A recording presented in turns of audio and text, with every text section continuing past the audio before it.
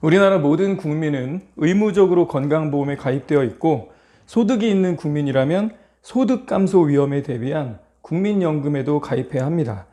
근로자라면 고용보험, 자동차 소유주는 자동차 보험에 가입하고 있을 거예요. 그 외에 질병보험, 상해보험, 화재보험에 가입한 사람도 적지 않죠. 이렇게 보면 가구마다 몇 개씩 보험에 가입해 있다고 볼 수 있습니다. 현대사회에는 왜 이렇게 보험이 많을까요? 수요가 있으니 공급이 있는 것인데 사람들은 왜 보험에 가입할까요? 보험 가입의 필요성을 지식백과는 이렇게 설명하고 있습니다. 보험은 위험에 대비할 수 있는 가장 대표적인 위험관리 방법이다. 사망, 질병, 장애, 화재, 자동차 사고 등은 일반적으로 많은 사람에게 발생하고 발생하면 돈도 많이 들어가는 위험들이다. 보험은 누구나 공통적으로 발생할 수 있는 위험을 하나의 위험 집단으로 묶은 후 각 개인으로부터 받은 보험료를 준비금으로 마련해 두었다가 구성원 중 일부가 이런 해당 위험을 당했을 때 보험금으로 보상해주는 경제제도다. 사고로 인한 손실액이 너무 크면 저축액으로 감당하기 어려운 경우가 많기 때문이다. 이럴 때 보험회사의 보험금은 큰 도움이 될 수 있다. 혹여 있을지 모르는, 언제 어떻게 벌어질지 모르는 위험에 대처하기 위해 최소한의 재정 마련을 준비하는 것, 이게 보험이라는 거죠. 위험에 대한 경제적 능력을 키우려는 겁니다. 그런데 이 보험에는 한계가 있어요. 예를 들어 자동차 보험 들 때 대인 1은 얼마, 대인 2는 얼마까지, 그리고 대물 배상은 얼마까지, 이렇게 금액이 한정되어 있습니다. 어느 보험이나 마찬가지죠. 근데요, 사람이 죽었을 때 보험 금액이 도움이 될 수는 있지만 사람과 돈을 바꿀 수는 없죠. 그런 의미에서 인간이 만든 보험은 보원책일 뿐 불완전합니다. 사망보험을 들어놓긴 했지만 아버지가 돌아가셨다면 그 보험금이 아버지의 자리를 대신할 수는 없는 거죠. 보험을 들 수 없는 분야에서 발생하는 기막힌 고난, 시련은 또 어떻습니까? 열렬함이라는 책의 저자는 카렌이라는 여자를 소개합니다.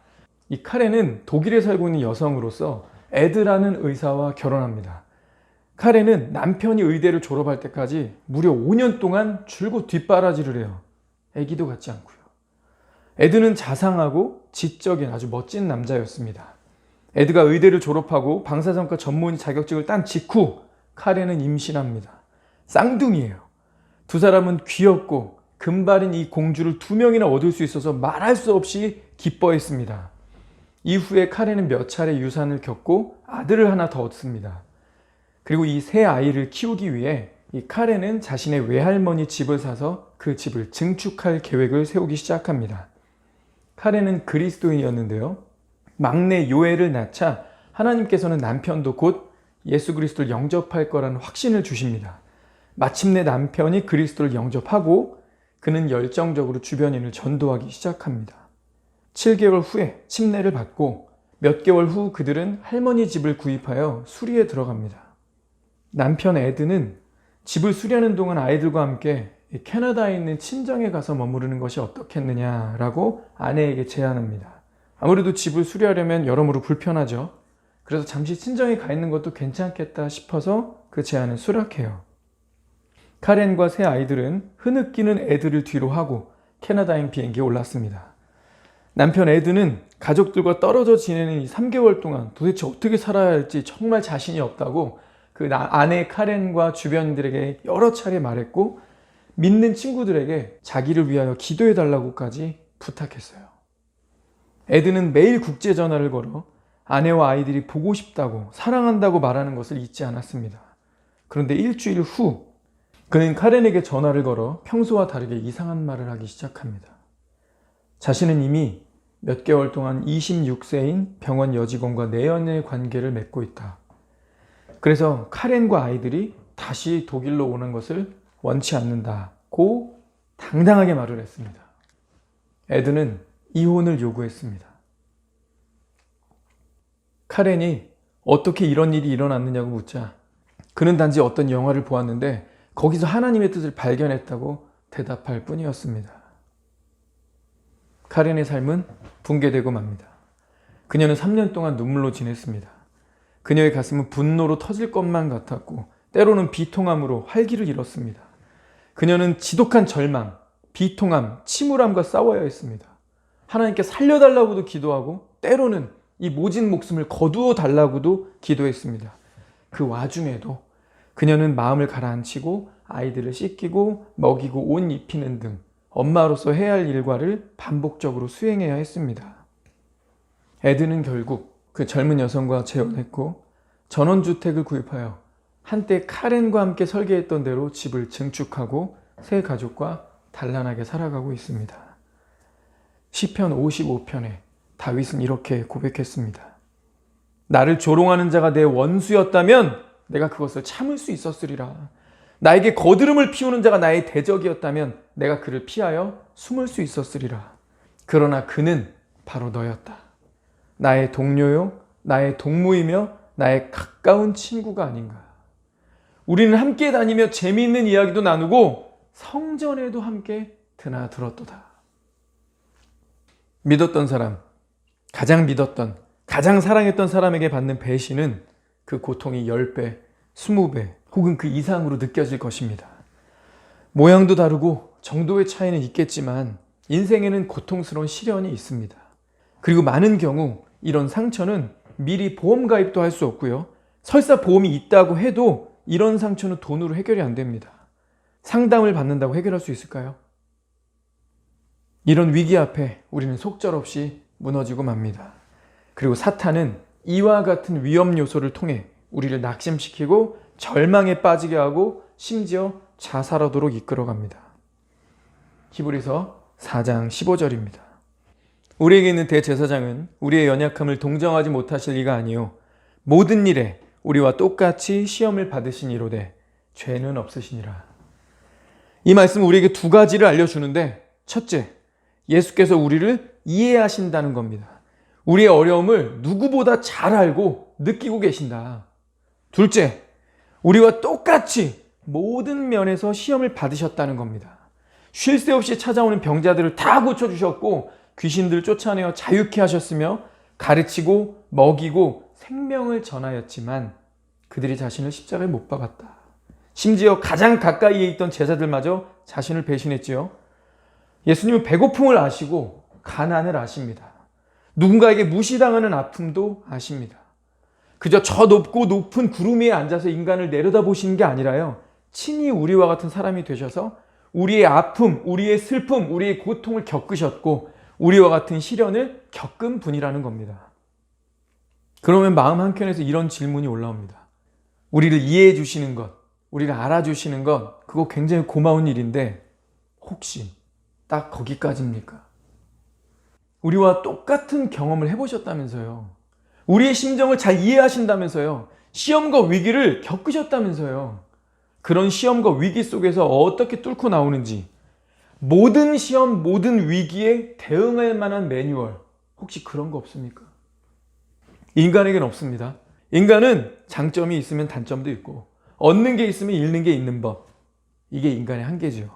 어떻게 모든 위기, 모든 시험에 대응할 수 있는 만능 열쇠 같은 게 있을 수 있겠습니까? 확실히 인간에게는 그런 거 없습니다. 그런데 하나님은 우리와 달라야 하지 않습니까? 우리에게 없지만 하나님께는 있어야 되지 않나? 그런 질문입니다. 어때요? 모든 시험, 어떠한 위기에도 대응할 수 있는 완벽한 매뉴얼, 그런 게 있을까요? 카렌과 같은 위기를 만날 때 어떻게 해야 합니까? 펑펑 울고 남편 저주하고 인생 비관하면서 아이들과 인생을 그냥 포기할까요? 아니면 그냥 죽지 못해 살아가야 합니까? 카렌보다 더한 위기, 더한 고통을 만나면 그때는 어떻게 해야 됩니까? 그냥 죽어야 합니까? 버티는 길 뿐입니까? 인간에게 대안이 없다고 해서 하나님도 대안 없으십니까? 성경은 뭐라고 말하고 있나요? 요한복음 14장 12절입니다.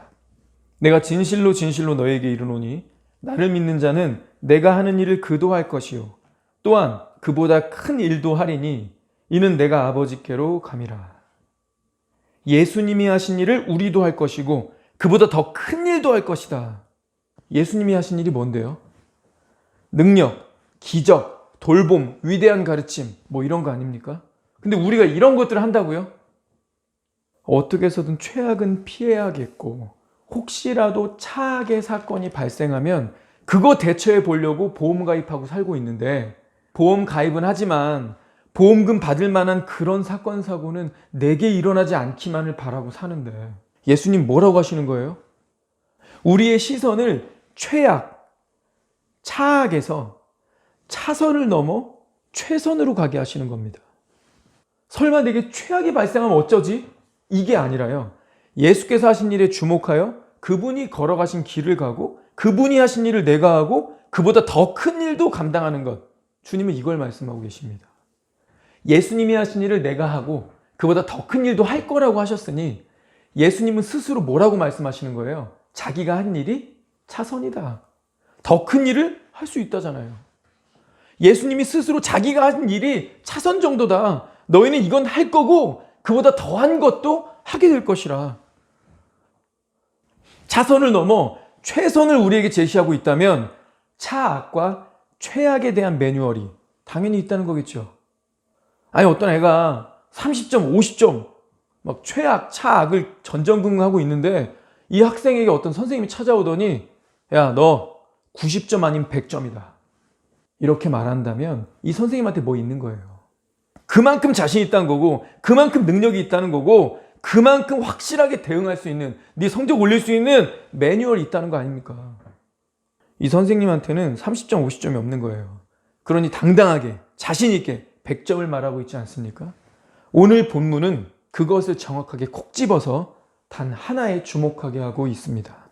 마태복음 4장 예수님이 마귀에게 3가지 시험을 받으신 사건을 기록하고 있죠. 이 외에도 예수님은 공생의 기간 중에 여러 가지 시험을 당하셨습니다. 예수님은 그 모든 시험에서 승리하셨습니다. 그래서 우리에게 승리의 귀감이 되셨죠. 그런데 여기서의 핵심은요, 시험이 아닙니다. 시험에 대한 승리도 아닙니다. 심지어 예수님도 아닙니다. 주인공은 예수님이지만 핵심은 따로 있습니다. 말씀입니다. 마귀가 무엇을 시험했는가? 그 시험들이 어떤 이유에서 중요한가? 그 시험들이 인간에게는 얼마나 어려운 시험인가? 본문은 이런 질문에 대답을 주고 있지만 핵심은 다른 데 있다. 예수님이 이 모든 시험을 무엇으로 이기셨는가? 어떻게 이 힘든 시험과 유혹들을 이길 수 있었는가? 여기에 방점이 찍혀 있다는 거죠. 예수님이 그 힘든 시험, 머니, 파워, 섹스, 육신의 정욕, 안목의 정욕, 이생의 자랑, 모든 인간이 하나 열애 없이 이 시험 앞에 자빠지고 넘어졌는데 예수님은 어떻게 이 시험들을 능히 이길 수 있었는가? 그것도 가장 최악의 조건에서 어떻게 그럴 수 있었냐는 거죠. 우리는 다음과 같은 가정을 해볼 수 있습니다. 첫째, 신성이에요. 예수님이 인간의 몸을 입고 이 세상에 오셨지만 여전히 신성을 가진 분이 아니냐. 예수님이 하나님인 것을 귀신들도 알고 있으니까 쥐들이 나중을 생각해서라도 고분고분하게 말을 들을 것 아니겠느냐. 예수님이 인간의 옷을 입은 것뿐이지 진정한 인간이었다라고 말할 수 없다는 겁니다. 이런 마귀의 시험을 신성한 능력으로 이겼다고 보는 거죠. 둘째 가정은요, 비기라고 하죠. 특별한 비법. 예수님이 이런 어려운 시험을 이겨낼 수 있었던 것은 그분만이 가진 사람은 알 수 없는 특별한 비기 같은 게 있었다. 세 번째 가정은요, 예수님이 연기한 거다. 혹은 사탄과 뒤에서 딜을 친 거라는 겁니다. 예수님이 사탄과 모종의 딜을 쳐서 이긴 것처럼 각본을 짠 거란 말인데 그렇다면 우리 모두는 기만당한 거고 성경은 거짓말이 됩니다. 예수님이 신성으로 이겼다. 특별한 비기가 있었다. 그렇다면 우리에겐 소망이 없죠. 우리는 하나님이 아니라서 신성한 능력이 없으니까요. 우리는 특별하지 않은 평범한 사람이기 때문에 비기 이런 거 모르니까요. 다행히 성경은 1, 2, 3 다 아니라고 합니다. 예수님이 하나님이라서 신성이 있어서 이긴 건 아니고요. 특별한 비법이 따로 있는 것도 아니고요. 이긴 것처럼 연기하신 것도 아닙니다. 예수님은 오늘 우리에게 단 하나의 완벽한 만능 열쇠를 제시하십니다. 예수께서 그 모든 시험을 하나도 빠짐없이 완벽하게 승리할 수 있었던 이유는 하나, 단 하나, 이것 때문입니다. 마태복음 4장 4절입니다. 예수께서 대답하여 이르시되 기록되었으되. 7절이요. 예수께서 이르시되 또 기록되었으되. 10절 예수께서 말씀하시되 사탄아 물러가라 기록되었으되. 인류 역사를 통틀어 단 하나의 인간도 열애 없이 모두 넘어뜨린 가장 강력한 유혹, 가장 강력한 시험, 그래서 모두를 죄의 나락으로 떨어뜨린 그 시련들을 예수님은 말씀으로 이기셨다는 거죠. 기록되었으되 기록되었으되 기록되었으되. 이게 무슨 말이에요? 예수님이 이 모든 시험을 기록된 말씀에 대한 믿음의 선포로 이겼다는 겁니다. 그것도 신명기 책 하나에서 인용한 3개의 구절이 전부예요. 모세 율법으로 알려진 신명기 몇 절 뽑아서 인류 역사 모든 사람이 넘어진 그 시험들을 능히 이기신 겁니다. 그럼 예수님은 이렇게 말씀하시는 거죠. 너희들이 그 힘들어하는 시험, 그 위기의 순간을 이 모세 오경만 가지고도 이겨낼 수 있다. 그런데 구약 39권, 신약 27권이 주어졌지. 이거 있으면 그 어떤 시험도 이길 수 있다. 그 어떤 시험도 이길 수 있다. 제가 겪은 일 아니니까 제가 함부로 한번 말해보겠습니다. 카렌이라는 여성이 겪은 그 시험, 그 위기의 10배, 아니 100배의 어려움과 고난이 와도 문제 없습니다. 라고 예수님이 말씀하신 겁니다. 제가 아니고요. 그 어떤 문제, 그 어떤 고난, 그 어떤 위기가 와도 문제가 되지 않는다. 내가 말하여 기록한 이 말씀만 있으면. 이 성경은 완벽한 매뉴얼이다? 왜? 나는 창조주거든. 내가 너희를 만들었거든. 내가 말했고 내가 약속하며 단언했다면 되는 거야. 만군의 여호와가 맹세하여 이르시되 내가 생각한 것이 반드시 되며 내가 경영한 것을 반드시 이루리라. 내 입에서 나가는 말도 헛되이 내게로 돌아오지 아니하고 나의 기뻐하는 뜻을 이루며 내가 보낸 일에 형통하리라. 내가 한번 말했으니까 반드시 되는 거야 라고 당당히 주님이 말씀하고 계십니다. 하나님 말씀하면 제일 먼저 떠오르는 본문이 아마 이 말씀일 것 같아요. 여러분들 다 암송하셨을 텐데 이 말씀 참고해보고 마치겠습니다. 디모데후서 3장 16, 17절입니다. 모든 성경은 하나님의 감동으로 된 것으로 교훈과 책망과 바르게 함과 의로 교육하기에 유익하니 이는 하나님의 사람으로 온전하게 하며 모든 선한 일을 행할 능력을 갖추게 하려 함이라. 자, 모든 성경은 하나님의 영감으로 되었다. 교훈과 책망과 바르게 함과 의로 교육하기에 유익하다. 하나님의 사람으로 온전케 만든다. 모든 선한 일을 행할 능력을 갖추게 한다. 자, 모든 성경이 하나님의 영감으로 된 거라면 이거 하나님 클래스의 책이죠? 당연히 수준이 남다를 겁니다. 구약에는 인간 역사와 사건들을 다루면서 스토리가 되게 많던데 하나님의 영감이라면 해법도 남다르겠죠. 비기도 이런 비기가 없는 겁니다. 자, 하나님의 영감인데 사람을 위해 사람에게 주신 책이라면 그래서 사람을 교훈하고 책망하고 바로잡아서 의롭게 만들 수 있는 책이라면 그야말로 모든 세대, 모든 민족에게 절대 기준으로 제시해도 손색이 없지 않을까요? 최고 교육사 아닙니까? 부모가 되면 거의 모든 부모가 우려하고 관심 갖는 부분이 바로 자녀 교육인데 성경은 이렇게 단언하고 있는 겁니다. 항상 자신만만하게 말하죠. 바로 이 성경이 유일하고도 완벽한 대안이 된다. 자녀 교육 걱정하지 마라. 이 성경만 있으면 완벽하게 교육할 수 있다. 자, 세 번째 포인트는 하나님의 사람으로 온전케 할 수 있다라고 했는데 이건 성장한다, 성숙한다, 나아진다, 변화한다 이런 말이죠. 질문. 이 하나님의 사람, Man of God, 여기에 저 여러분 들어갑니까? 이것부터 분명하게 해야 이 말씀 받을지 말지를 결정하게 되겠죠. 나 하나님의 사람 맞습니까? 은근 이 표현 안 쓰고 주저하는 것 같아요.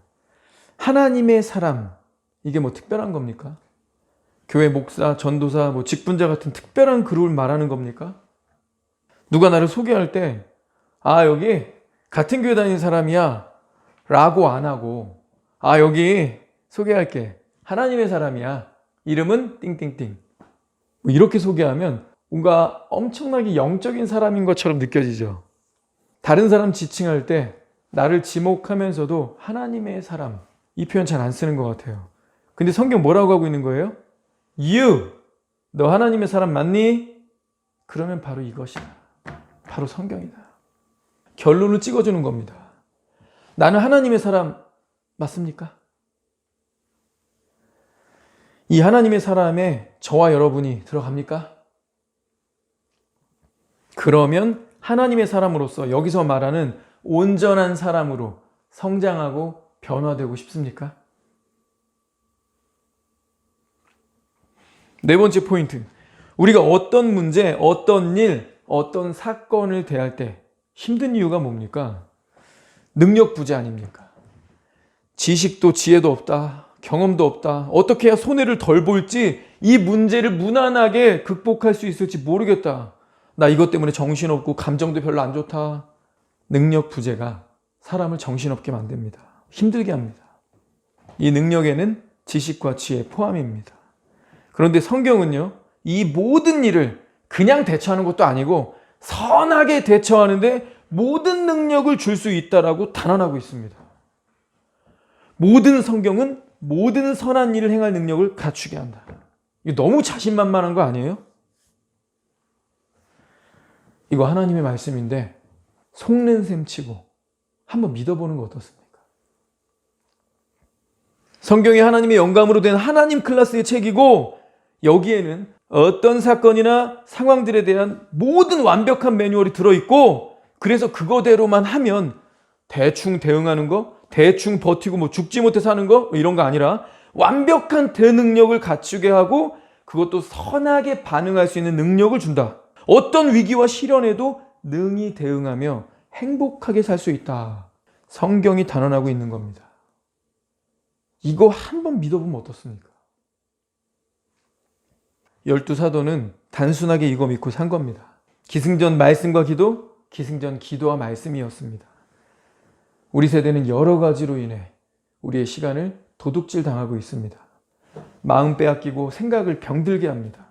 PC, TV, 스마트폰을 주면서 성경을 빼앗고요. 오감 자극하면서 현혹해서 우리의 시간을 빼앗고요. 내 마음과 생각에 하나님 아닌 다른 것을 심어놓습니다. 그러니 우리가 이런 세상에서 살아가는 동안 주께서 우리에게 주신 완벽한 대응 매뉴얼, 이 말씀, 속는 셈 치고 한번 믿어보는 거 어떻습니까? 이게 현대의 복잡 미묘한 문제들, 도저히 감당할 수 없을 것 같은 크고 격한 어려움들, 고난들, 위기의 순간들에 대한 완벽하고 확실한 대응 매뉴얼이 맞나? 궁금하니까. 궁금하면 우리 속는 셈 치고 한번 믿어보자는 거죠. 그러면 우리가 성경 읽지 않을까요?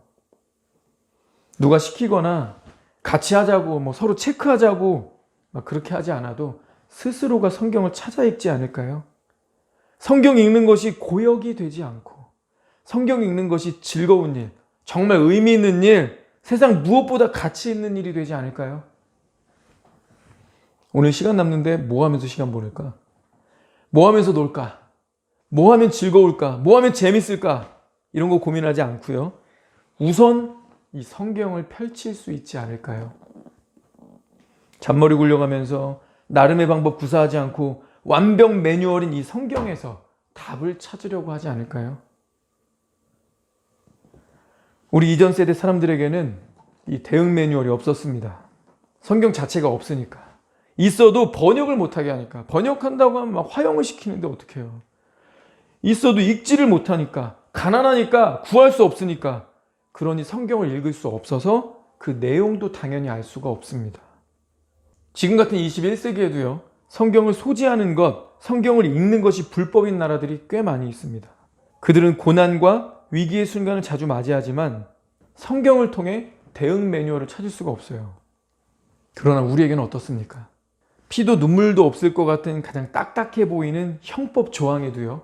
정상 참작이라는 게 있습니다. 한 아이가 잡혀왔어요. 재판대에 섰습니다. 그런데 그 아이가 부모가 없어요. 그리고 초범입니다. 그리고 훔친 물건이 고가의 상품도 아니고 그저 한 끼를 때우기 위해 벌인 일입니다. 그리고 이 아이가 잘못했다는 이 반성의 기미가 보입니다. 그러면 재판부가요. 정상 참작해서 훈방 처리해서 내보내는 거예요. 왜 그럴까요? 재판관도 사람이죠.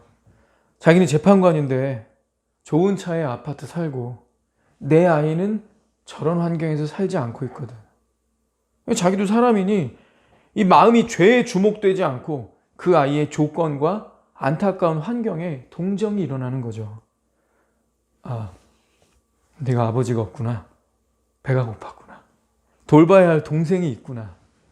그리고 반성문을 뭐 이렇게나 많이 썼어? 초범이네. 나이도 어리네. 다신 그렇게 하지 마라. 어? 훈방 처리합니다. 그런데 언제 정상 참작이 안 됩니까? 사리 분별할 만큼 나이가 들었어요. 초범이 아니라 전과 기록이 수두룩해. 반성의 기미가 없고 오히려 팔짱 끼고 앉아서 설마 이거 가지고 이 정도로 징역 때리진 않겠지? 이러고 있어요. 이런 자들은 정상 참작에서 배제됩니다. 우리에게는요, 성경이 완역, 신구약 성경이 완전하게 번역되어 우리 손에 들려 있습니다.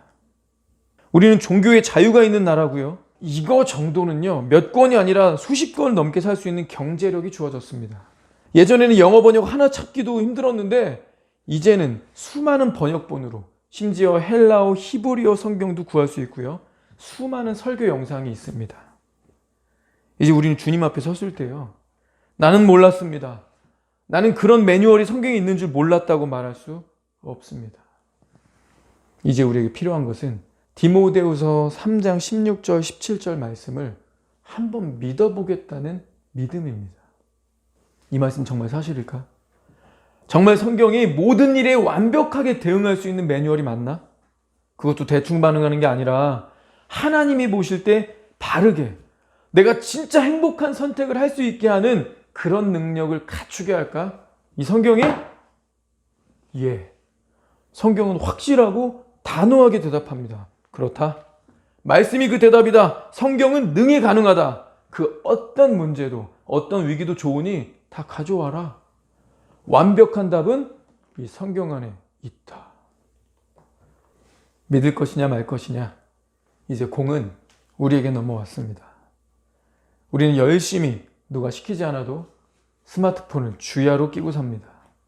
성경이 너무나 경쟁력이 없어서 스마트폰보다 못하고 PC보다 못하고 TV보다도 못했지만 오늘 우리는 결심하는 겁니다. 내가 이렇게 교회 다니고 있는데 속는 셈 치고 이 말씀 한번 믿어보자. 내가 하나님의 사람으로 온전케 하는 능력의 말씀, 모든 선한 일을 행할 능력을 주는 이 말씀 붙들어 보자. 이제 성경 끼고 삽시다. 아멘.